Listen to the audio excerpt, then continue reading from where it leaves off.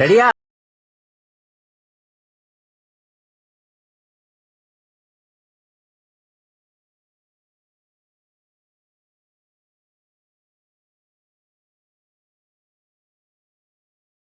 నుంచి 2 years నుంచి అనుకుంటున్నాను మా ఫ్యామిలీ ఫోటోని నేను మా ఇంట్లో పెట్టాలని.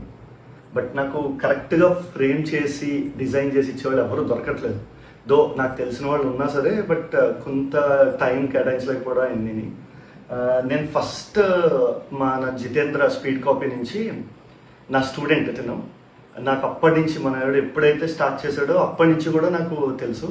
So first time acrylic painting మన పూరి జగన్నాథ్ గారిని చూసాను.